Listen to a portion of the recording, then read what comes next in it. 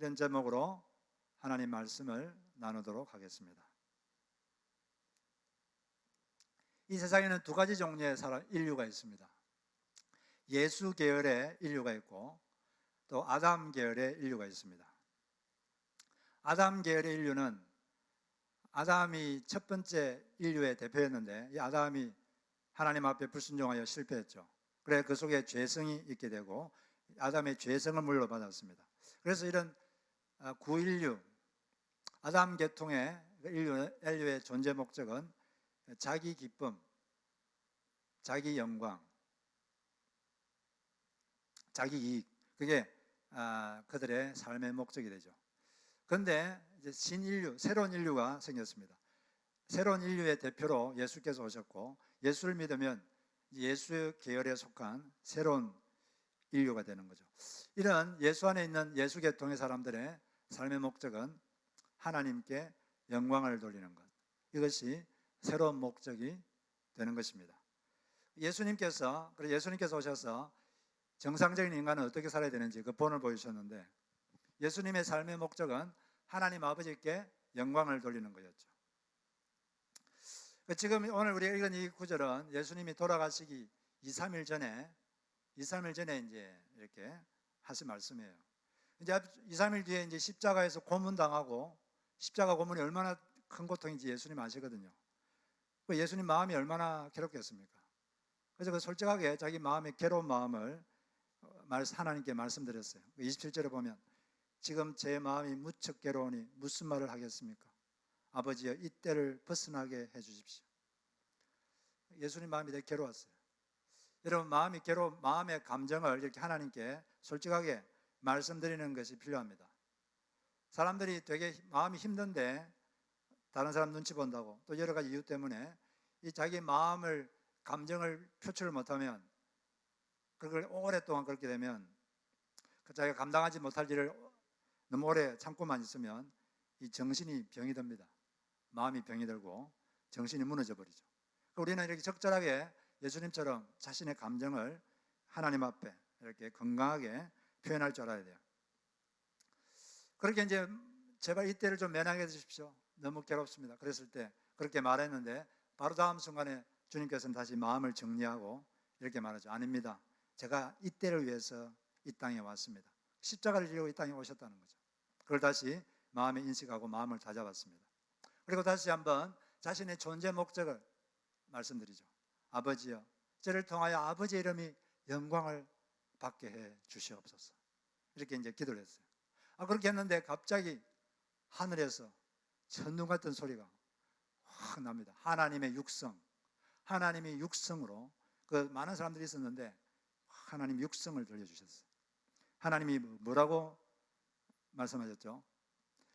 아버지 이름을 영광스럽게 해주십시오. 그러니까 하나님께서 이에 하늘에서 소리가 나서 이르되 내가 이미 영광스럽게 하였고 또다시 영광스럽게 하리라. 이런 육성이 들렸어요. 여러분 하나님의 육성을 들어본 적이 있습니까? 이 복음서에 보면 하나님께서 육성으로 말씀하신 적이 세 번 나옵니다. 예수님께서 침례 요한에게 침례 받았을 때 그때 하늘에서 육성이 들렸죠. 이는 내 사랑하는 아들이요 내 기뻐하는 자라. 그리고 변화산상 지금의 헬몬산에서 또 하나님의 육성이 들렸습니다. 이는 내 사랑하는 아들이요 내 기뻐하는 자라. 너희는 그의 말을 들으라. 그리고 이제 세 번째로 오늘 여기서 하나님께서 육성으로 말씀하셨어요. 내가 내 이름을 영광스럽게 이미 했고 앞으로도 영광스럽게 할 것이다. 이 하나님의 육성이 어떤 소리인가 여기에 대해서 성경에 말을 해주고 있어요. 오늘 여기 보니까 그 들었던 사람들이 어떤 사람들은 천둥 소리가 들렸다 이렇게 말하기도 하고 천사가 말했다 이런 말도 했는데, 그 요한계시록 14장 2절에 보면 하나님의 육성이 어떤 소리인지 말해주고 있습니다. 하늘에서 소리가 나는데 많은 물소리와도 같고 우레 소리, 천둥 소리와도 같았는데 들리기는 검은고 가락처럼 들렸다 이렇게 되어 있어요. 하나님의 그 육성은 아주 엄청난 양의 물이 흘러가는 소리, 그러니까 좀 쉽게 말하면 폭포 소리하고 비슷하고 또 천둥 소리하고 비슷합니다. 그런데 듣는 사람 귀에는 그 현악기 울리는 것처럼 아주 아름다운 소리로 들려요. 웅장한데 아주 아름다운 그런 소리가 하나님의 육성이다, 이렇게 말해주고 있어요. 사실 하나님의 육성은 우리가 평생 듣기도 힘들고, 듣더라도 한 번 정도 들으면 감사한 거죠. 그런데 보통 우리가 하나님의 음성을 들었다 그러면 하나님의 육성을 들었다는 게 아니라 하나님의 내적 음성을 들었다는 말입니다. 여러분들은 하나님의 내적 음성을 들어본 적 있습니까? 마음에서 이렇게 하시는 말씀. 그런 걸 이제 하나님의 음성을 들었다, 이런 말을 하는 거예요. 그런데 하나님의 음성은, 사람들은 하나님의 음성이 도대체 어떻게 생겼냐, 무슨 소리냐, 이렇게 되게 궁금해요. 하나님의 음성은 세 단계가 있어요. 세 단계. 이 분명도에 따라서, 얼마나 분명한가에 따라서 세 단계가 있는데, 첫째는 하나님의 음성은 내적 느낌입니다. 내적 느낌. 소리 같지 않으면서도 소리 같고, 느낌 같지 않으면서도 느낌 같죠. 어떤 내적인 느낌이 와요. 근데 그 느낌과 반대로 행동하면 마음이 불편해집니다. 아주 우렁찬 소리도 아닌데 아주 내적인 마음 깊은 곳에 느낌이 있는데 그거와 반대로 행동하면 마음이 되게 불편해요. 끄림직합니다. 근데 그 느낌에 따라 행동하면 마음이 편안해지고 마음의 불안이 사라지죠. 그래서 그런 내적 느낌이 있으면 우리 안에 계신 성령님께서 그런 느낌을 주시는 거예요. 그 느낌과 했을 때 이게 불편하면 잠시 멈춰서 좀 더 기도하는 게 필요합니다. 두 번째는 조금 더 명확한데, 떠오르는 생각. 어떤 생각이 갑자기 탁 떠오릅니다. 살짝 떠오르기도 하고, 이렇게 살짝 어떤 생각이 탁 떠올라요. 어떤 것 때문에 고민하고 있는데 이렇게 할까 저렇게 할까 하는데 갑자기 생각이 살짝 떠올라요. 그러면서 마음이 평안해지고 해결책이 딱 생깁니다. 그렇게 하면 되겠구나.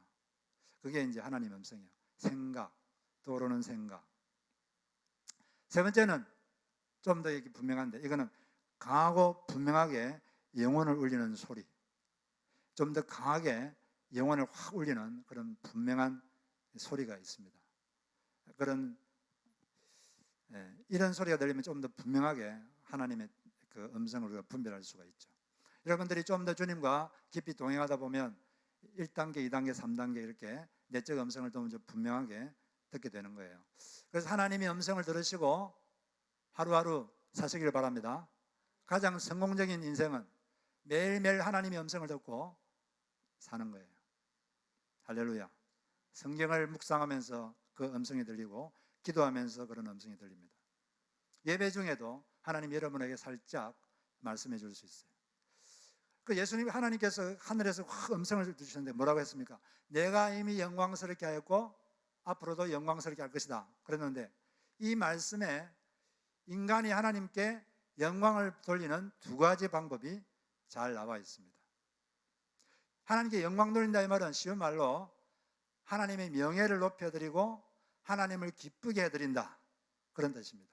하나님의 명예를 높여드리고 하나님을 기쁘게 해드린다, 이게 하나님의 영광 돌린다는 말이죠. 먼저는 능력 발휘를 통해서 영광을 돌릴 수가 있습니다. 여기 하나님께서 내가 이미 영광스럽게 했다 이렇게 되어 있는데, 내가 이미 너를 통해서, 하나님의 아들 예수를 통해서 내 이름을 영광스럽게 했다 이 말인데, 이것은 하나님께서 예수님에게 많은 능력을 주셨어요. 엄청난 능력을 부어주셨습니다. 그걸 통해서 수많은 사람들이 병고침을 받고 치유되고 엄청난 놀라운 일을 경험했죠. 그런 걸 경험한 사람들은 그걸 보고 하나님께 영광을 돌렸습니다. 그걸 두고 하는 말이죠. 사도행전 10장 38절에 보면 하나님이 나사렛 예수에게 성령과 능력을 기름부터 타셨으며 그가 두루 다니며 좋은 일을 행하시고 마귀에게 눌린 모든 사람을 고치셨으니 이는 하나님이 함께 하셨습니다. 지금도 이 하나님의 능력이 우리 가운데 운행하고 있습니다. 이처럼 하나님의 아들 예수에게 엄청난 능력이 부어졌어요. 그래서 그런 걸 경험한 사람들은 하나님께 영광을 돌렸습니다.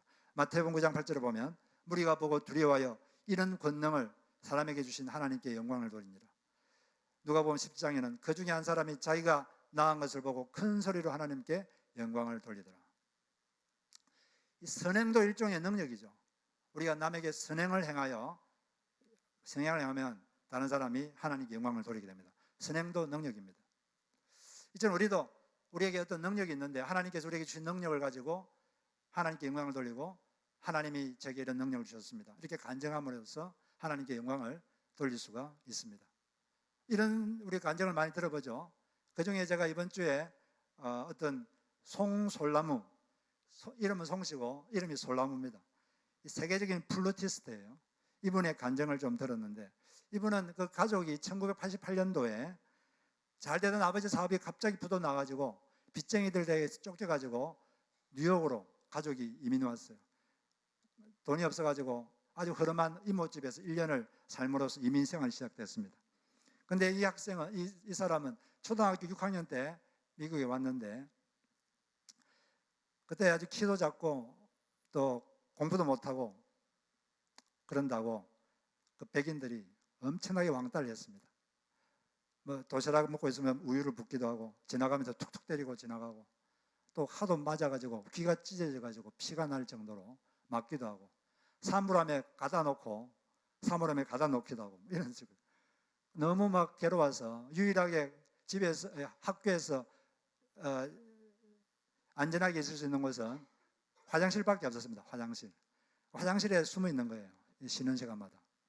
그 쉬는 시간에 어느 날 화장실에 숨어가지고 너무 서럽고 괴로워서 하나님께 이렇게 기도했습니다. 하나님, 누나는 공부도 잘하고 그런데 저는 공부도 못하고 키도 작고 늘 놀리만 당하고 저를 왜 이렇게 태어나게 했습니까? 그러면서 막 서러워서 그렇게 하나님께 기도를 했어요. 그런데 처음으로 이 성령께서 이 학생을 찾아왔습니다. 어떤 소리가 들렸어요. 애야, 내가 너와 늘 함께 있단다. 내가 너랑 친구해주면 되지 않겠니? 나는 너의 머리털까지도 세고 있는 너의 하나님이란다. 이런 소리가 들렸어요. 처음에는 환청을 듣는 줄 알았는데 환청이 아니라 하나님께서 나를 찾아오셨구나, 그걸 깨닫고, 그때부터 이 사람은, 이 학생은 하나님을 의지하기 시작했습니다. 하나님을 의지하는 법을 그때부터 배우기 시작했어요.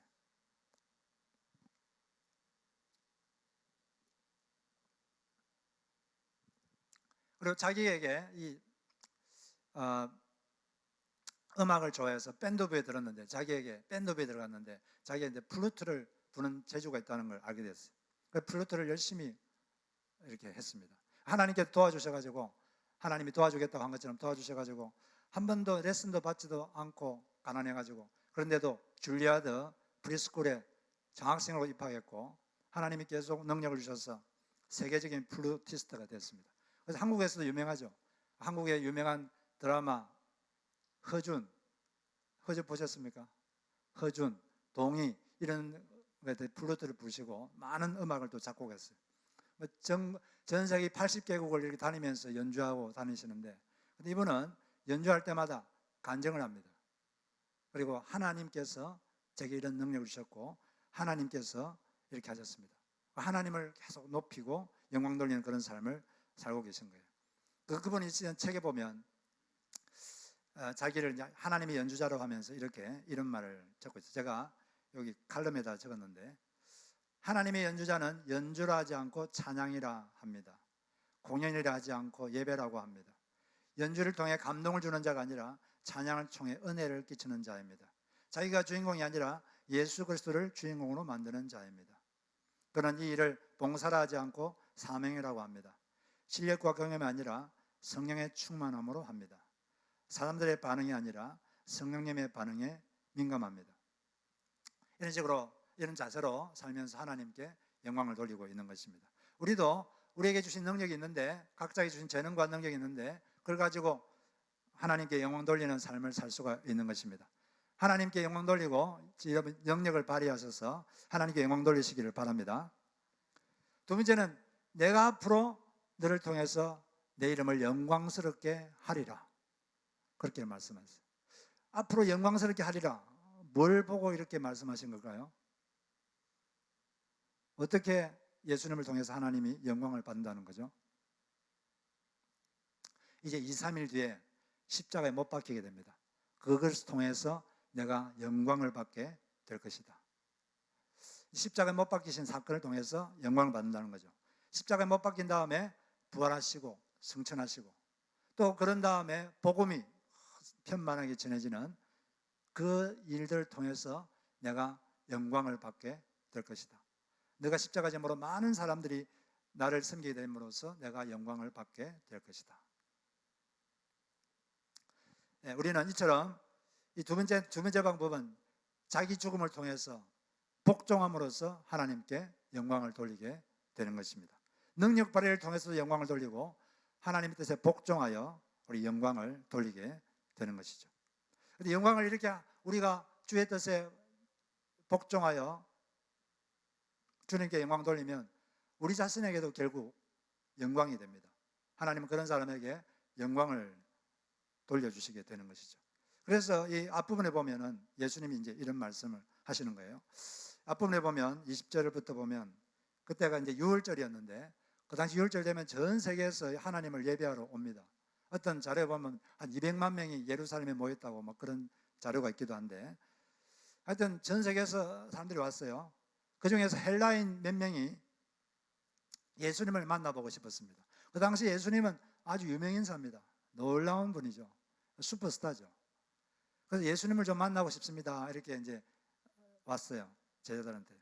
그 말 듣고 예수님께서 23절에 이렇게 말씀했습니다.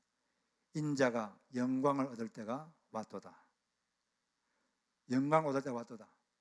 뭘 보고 이런 말씀하셨을까요? 앞으로 2, 3일 되면은 십자가를 이제 못 박혀서 고문당해 죽게 되는데 그걸 사건을 알면서도 이제 영광을 받을 때가 왔다. 이렇게 말씀하셨습니다. 이 말씀은 십자가에서 죽으시는 거기에 집중한 게 아니라 십자가에 못 박히신 다음에 부활하실 것, 부활하신 다음에 하나님 보좌 우편에 성천하실 것, 그리고 성천하신 다음에 복음이 전파돼서 많은 사람이 구원받게 될 것, 거기에 집중함으로써 이런 말씀을 하신 것이죠. 십자가에 못 박힌 다음에 있을 그 다음에 있을 부활, 그걸 보고 내가 영광을 얻을 때가 왔도다. 이런 말씀을 하신 겁니다.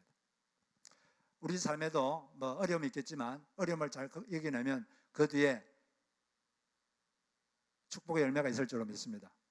순종할 때는 잠시 어려울 수 있지만 그 어려움을 겪어내면 나중에 순종의 달콤한 열매를 맺게 되는 거죠. 바로 그 뒤에 있을 그 열매, 십자가 뒤에 있을 부활, 그런 것을 보는 시각이 우리에게 필요한 것입니다. 근데 예수님께서 이렇게 조금 있다가 자기가 이제 돌아가실 것인데 이 돌아가실 것을 어떤 비유를 가지고 설명하셨어요. 씨앗 비유를 주셨는데 한 알이 미리 땅에 떨어져 죽으면 많은 열매를 맺고 죽지 않으면 그대로 있다. 이런 말씀하셨는데 여러분 씨앗이 하나 있으면 씨앗을 그냥 집에 바구니에 가만두면 그냥 씨앗 하나로 계속 머물러 있습니다. 그런데 이 씨앗을 땅에다 심으면 그게 이제 껍질이 파쇄되고 깨지고 거기서 싹이 나고 그게 식물이 돼가지고 벼 하나를 심으면 거기서 벼이삭이 자라가지고 벼알이 한 2, 300개 열립니다. 많은 열매를 맺게 되죠. 사진을 한번 보여주세요. 그래서 보통 씨앗은 그림을 한번 보여주세요. 씨앗은 저런 구조로 되어 있는데 껍질이 있고 그 다음에 그 노란 아주 샛노란 부분이 배라 그래요. 배. 이게 이제 자라서 싹이 되는 겁니다. 그 다음 그 옆에 있는 부분은 배젖, 영양분이죠. 영양분, 단백질, 녹말 여러 가지 영양분이 이렇게 있습니다. 이게 씨앗인데 이걸 땅에 안 심으면 그냥 저렇게 되어 있는 거예요. 근데 땅에 딱 심으면 껍질이 먼저 딱 깨지고 그다음 거기서 껍질이 깨지고 뿌리가 나오고 그 옆에 있는 배젖에서 영양분이 이렇게 배에게로 흘러나갑니다. 그래서 배가 이렇게 자라가지고 이렇게 식물이 되는 거예요. 그 배젖이 영양분을 다 이렇게 녹여서 배에게 이렇게 주는 겁니다. 그럴 때 이제 식물이 자라서 큰 나무가 식물이 되고 많은 열매가 맺히게 되는 것입니다. 예수님께서 십자가에서 이제 순교 당할 것을 보시고 이렇게 말씀하신 겁니다. 조금 있으면 돌아가실 거거든요. 여기서 우리가 알 수 있는데 자기 죽음이란 것은 두 가지 의미가 있습니다. 첫째는 자기 죽음이란 것은 자기 보존을 포기하는 것입니다. 자존심 보존을 포기하고 편안한 삶을 보존하는 것을 포기하고 자기 것이라고 움켜쥐고 보존하는 것을 포기하고 드릴 때 그때 열매를 맺게 되는 것이죠.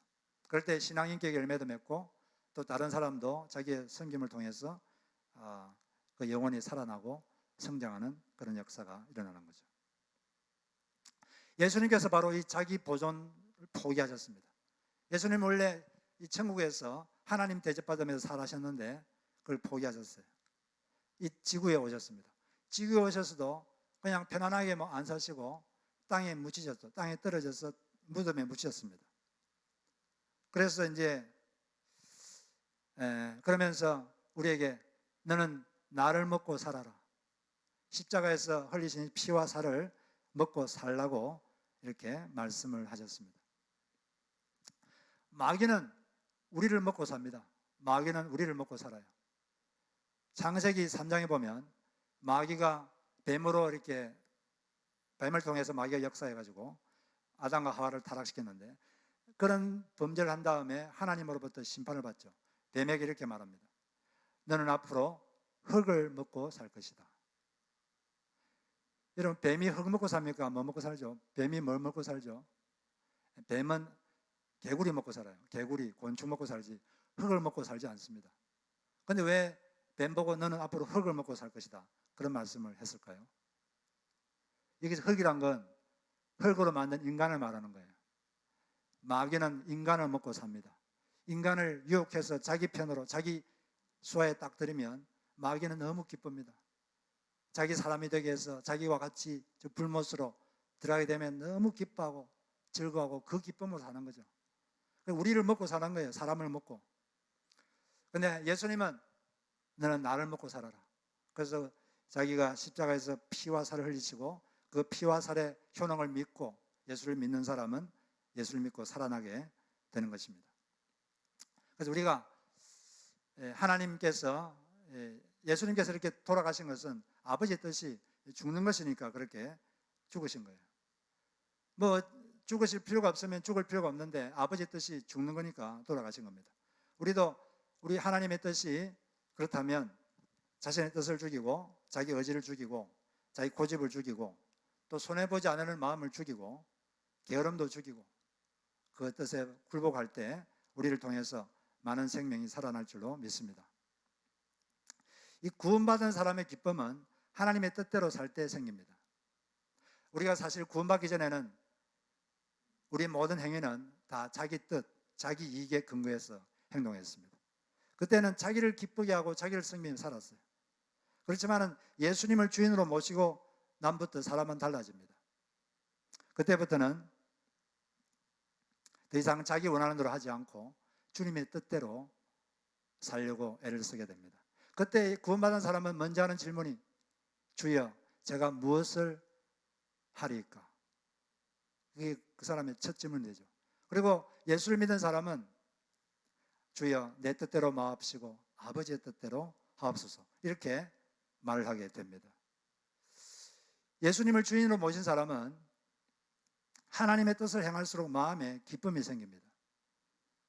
만일 믿는 사람이 믿기 전에처럼 주님의 뜻을 무시하고 자기 뜻대로 살면 그 속에 즐거움이 없어져요. 그 속에 기쁨이 없어집니다. 여러분 예수 믿는 사람이 하나님 뜻을 무시하고 자기 뜻대로 살면 마음에 기쁨이 있을까요? 마음이 속이 불편해져요. 그리고 점점 지나면 마음이 괴로워집니다. 그리스도인의 기쁨은 자기 뜻대로 하는 데 있지 않고 하나님의 뜻대로 하는데 거기에 기쁨이 있고 즐거움이 있게 되는 것입니다. 하나님의 뜻에 고분고분 순종하는 사람은 불필요하게 낭패당할 필요가 없습니다. 하나님 뜻에 불순종하면 돌아가게 돼요. 불필요하게 자꾸 돌아가게 되고 사람이 고생을 합니다. 하나님께서 그래서 우리가 자기 뜻을 쫓아 행하다 보면 결국은 마음의 고통을 받게 되는 것이죠. 그런 사람 자꾸 자기 뜻대로만 하려고 그러고 하나님 뜻을 무시하면 하나님이 그 사람이 정말 선택받은 사람이면 그냥 그대로 두지 않고 그 사람이 하나님 뜻에 복종하는 사람이 되도록 사람을 자꾸 바꿔갑니다. 환경을 어렵게 만들든지 여러 가지 방법으로 하나님의 뜻에 복종하는 사람으로 그 사람을 만들어 가시게 되는 것이죠. 근데 그 사람이 선택받지 않는 사람이면 그냥 내버려 둡니다. 주님께서 나를 섬기는 자는 나를 따르라 이런 말씀하셨는데 이 말은 예수께서 살았던 그 방식대로 살라는 거죠. 주님께서 아버지의 뜻에 복종해서 자기를 죽인 것처럼 같은 방식으로 살라는 것입니다. 우리가 그처럼 하나님의 뜻에 복종해서 우리가 다른 사람의 이끌림이 될 때 우리를 통해서 다른 사람들이 구원받고 영적으로 성장하는 열매가 맺힐 줄로 믿습니다. 두 번째로 자기를 죽인다는 것은 자기를 드리는 것입니다. 성경의 원칙은 자기를 심어야 거둘 수 있다. 드려야지 받을 수 있다. 이게 성경의 원칙입니다. 씨 하나를 심지 않으면 거둘 수가 없어요. 먼저 드려야 됩니다. 주님께서 먼저 드리니까, 자기를 드리니까 많은 열매를 얻게 됐습니다.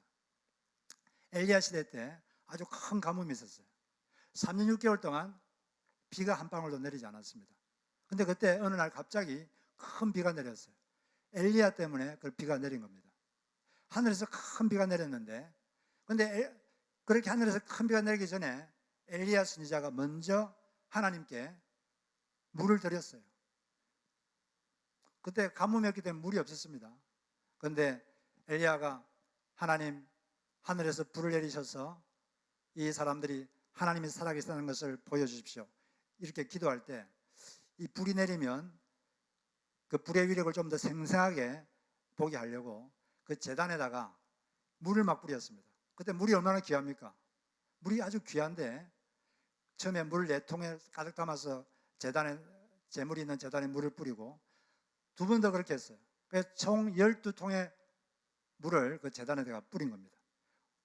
물론 그 물을 뿌린 것은 하늘에서 불이 내리면 그 불의 위력을 좀 더 생성하기 위해서 그렇게 물을 뿌린 건데, 결국은 하나님께, 하나님 제단에 물을 드린 것입니다. 물이 귀했지만 하나님께 물을 드린 거죠. 하나님께서 그렇게 물을 드리고 기도하자 하늘에서 불이 내리고, 불이 내린 다음에 조금 있다가 하늘에서 물이 내렸습니다. 엄청난 양의 물이 내렸죠. 소나기가 쏟아졌던 것입니다. 먼저 하나님께 이렇게 물을 드리니까 하나님께서 하늘에서 물을 내려주신 것이죠. 하나님의 원칙은 항상 우리가 드려야지 주신다는 겁니다. 심어야 거둔다. 이게 하나님의 원칙입니다. 그리고 그때 또 사렙다 가보가 있었는데, 사렙다 가보에게 하나님께서 말씀하셨어요. 사렙다 가보는 너무 먹을 게 없어서 가뭄이 들어서 한 끼 양식이 남았어요. 한 끼 먹고 죽으려고 했습니다. 그런데 하나님께서 그 한 끼를 하나님께 드려라. 그랬을 때 이 사렙다 가보가 믿음으로 그 한 끼를 하나님께 드렸습니다. 그랬을 때 하나님께서 어떻게 하셨습니까? 그 한 끼를 받으시고 3년 6개월 동안 먹을 양식을 그 과부에게 주셨습니다. 가뭄이 끝날 때까지 그 집에 밀가루와 기름이 끊이지 않도록 하신 것이죠. 작은 것을 드렸는데 큰 것으로 돌려주신 것입니다. 이것이 바로 하나님의 원칙이죠. 또 우리는 빌립보서에 있는 4장 19절 말씀을 자주 암송합니다. 나의 하나님이 영광 가운데 그리스도 안에서 너희 모든 쓸 것을 채우시리라. 하나님의 공급에 대한 약속이죠. 그런데 우리는 그 약속을 주장하기 전에 이 빌립보 교회가 어떻게 살았는지 그것을 알아야 돼요. 빌립보 교회는 바울이 사역한다고 세계를 이렇게 순례하고 돌아다닐 때 그때 계속 바울을 물질로 후원을 했습니다. 그걸 보시고 하나님께서 그런 약속을 하신 것이죠. 우리가 심어야 거둘 수 있습니다. 심지 않으면 거두지 못합니다. 그게 바로 성경에 나와 있는 한 가지 원칙입니다. 주님께서 이렇게 죽으셨죠. 주님이 죽은다는 말 그대로 순교하는 건데, 우리가 지금 미국에 살고 있으면서 우리가 순교할 그런 가능성은 별로 없습니다. 그렇지만 앞으로 어떻게 될지 모르겠지만 지금 삶의 상황에 적응한다면 그것은 우리가 다른 사람의 밑거름이 되는 것입니다. 다른 사람이 좀 더 영적으로 성장할 수 있도록 다른 사람이 살리기 위해서 밑거름이 되는 것이죠. 목장에서 섬기고 또 교회에서 섬기고 자기 주변에서 섬기고 이럴 때 우리의 섬김을 통해서 다른 사람들이 살아나고 그 사람들이 하나님 앞에 열매로 맺히게 되는 것입니다. 우리는 그렇게 밑거름이 되라고 부름받은 거예요. 씨앗이 밑거름이 돼서 양양분이 밑거름이 돼서 싹이 나듯이 밑거름이 되라고 이렇게 부름을 받게 된 것입니다. 작은 것이라도 남에게 줄 때 그때 상대방이 살아나는 거예요. 제가 이런 이야기를 들은 적이 있는데 어떤 과일 가게 하는 분이 계셨어요. 이 과일 가게 하는 분이 근처의 교회에서 자기를 전도하는 사람이 있었습니다. 근데 자기를 안 믿기 때문에 아주 되게 귀찮았어요. 근데 그 사람이 전도하러 자기 과일 가게에 올 때마다 갈 때는 항상 과일을 사갔습니다. 근데 과일을 사갔는데 사갈 때마다 그 과일 중에서 제일 작고 볼품없고 또 흠집이 있어가지고 남에게 팔지 못하는 그런 과일만 사가는 거예요.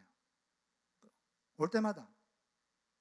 그래서 참 이 사람이 좀 괜찮네 이런 생각을 속으로 했어요. 근데 어느 날 다른 사람이 와가지고 과일을 사갔는데 또 이 사람도 과일을 사갔는데 아주 작고 볼품없고 흠이 있어가지고 남에게 팔지 못하는 그런 과일만 골라가지고 사가는 거예요.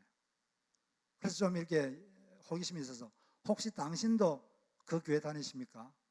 물어보니까 네 그렇습니다. 그 과일 가게 주인이 그 주간부터 교회를 나갔습니다. 아, 이 사람들에게 뭐가 다른 게 있구나. 그걸 느낀 거죠. 아주 작은 것을 드렸는데, 작은 것을 이렇게 했는데 거기에서 뭔가 사람이 느끼는 겁니다. 자기가 작은 것을 손해봤는데 그 손해보는 걸 통해서 뭘 느끼는 거죠. 우리가 이렇게 다른 사람이 밑거름이 되려면 손해를 봐야 됩니다. 손해를 보고 작은 것이라도 손해보고 또 자기 것을 주고 그럴 때 그 사람이 살아나고 이렇게 되는 것입니다. 예수님께서 우리를 살리기 위해서 몸에 피를 묻히고 손에 흙을 묻혔습니다. 우리가 어떤 사람을 전도하려고 하는 거 그거 쉽지 않아요. 뭐 쉽게 한다고 전도 절대 안 됩니다. 손에 흙을 묻히고 땀을 흘리고 고생하고 기도해야지 한 명을 전도할 수 있고 그 사람이 영적으로 자라는 것을 우리가 볼 수 있는 거예요. 이 세상에 쉬운 일은 아무것도 없습니다. 이 세상 일도 그렇고 영적인 일도 절대 쉽게 되는 거 없습니다. 고생하지 않으면 목장에 새 사람 오지 않습니다. 고생하지 않으면 우리를 통해서 아무도 전도 못해요. 여러분 우리 예수 믿는 사람들이 평생 전도를 좀 해야 될 거 아닙니까? 우리 누구나 다 그걸 원하는데 그러려면 손에 흙을 묻혀야 돼요. 이 머리에 땀이 나야 됩니다. 자기가 밑거름이 돼야 되고 고생을 해야 돼요. 그래야지 한 사람이 살아나고 그 사람이 비로소 영적으로 성장하게 되는 것입니다. 하나님께서 원하신다면 자기를 죽여서 땅에 떨어뜨려 다른 사람의 양분이 되고 밑거름이 될 때 그걸 통해서 다른 사람이 살아날 줄로 믿습니다. 그렇게 밑거름이 되셔서 다른 사람을 살리는 그런 여러분 되시기를 주님의 이름으로 축복합니다.